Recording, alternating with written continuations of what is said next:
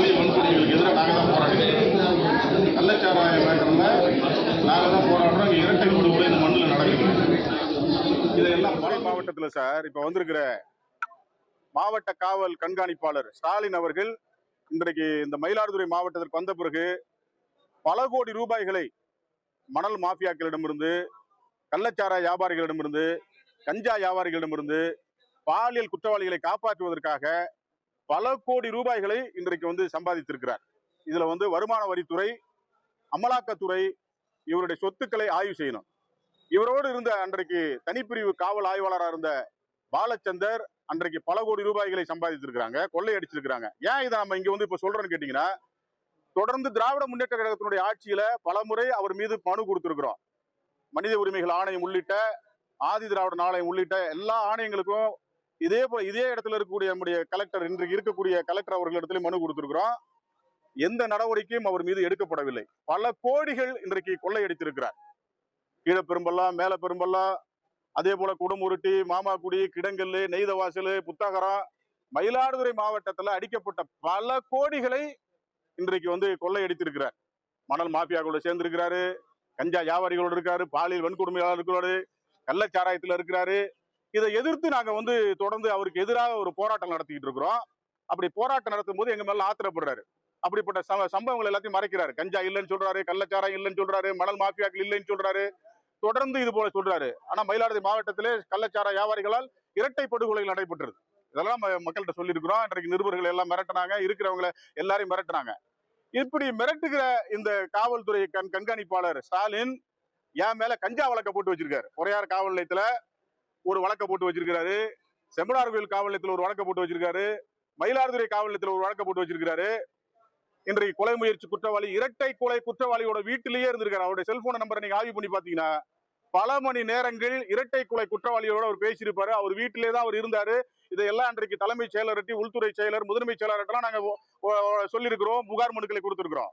ஒரு பெரிய அளவிலே இன்றைக்கு இந்த மண்ணையும் மக்களையும் பாழ்படுத்திய ஒரு பெரிய பங்கு இன்றைக்கு மயிலாடுதுறை மாவட்டத்தினுடைய எஸ்பி அவர்களுக்கு உண்டு. அதனால இன்னைக்கு என்ன செஞ்சிருக்கிறோம், மயிலாடுதுறை மாவட்ட ஆட்சியர்கிட்ட ஒரு மனு கொடுத்திருக்கிறோம். ஏன்னா ஆட்சி மாற்றம் நடந்திருக்கிறது. அந்த ஆட்சி மாற்றத்துல இந்த மயிலாடுதுறை மாவட்டத்தில் இருக்கக்கூடிய அரசு கூடுதல் வழக்கறிஞராக இருந்த சேயனுடைய சொத்துக்களை ஆய்வு செய்யணும். பாலச்சந்தர் அன்னைக்கு தனிப்பிரிவு காவல் ஆய்வாளராக இருந்த நம்ம பாலச்சந்தர் அவரை அவருடைய சொத்துக்களை ஆய்வு செய்யணும். இவர்களுக்கெல்லாம் ஏஜென்டாக இருந்த அந்த மணல் மாஃபியாக்கள் எல்லாம் நீங்க ஆய்வு செய்யணும். ஸ்டாலினுடைய சொத்துக்களை ஆய்வு செய்யணும். சென்னையில பெரிய அளவுல இன்றைக்கு சொத்துக்கள் சேர்க்கப்பட்டிருக்கிறது. இதையெல்லாம் ஆய்வு பண்ணணும். அதனால அமலாக்கத்துறை, வருமான வரித்துறை ஆய்வு செய்யணும்.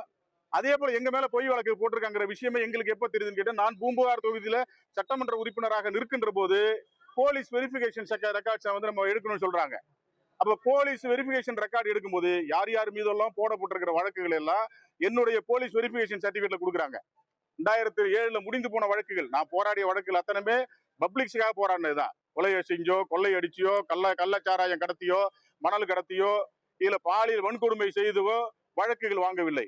ஏழை எளிய மக்கள் பாதிக்கப்படுகின்ற போது நாம் அவர்களுக்காக நின்று போராடி இருக்கிறோம்.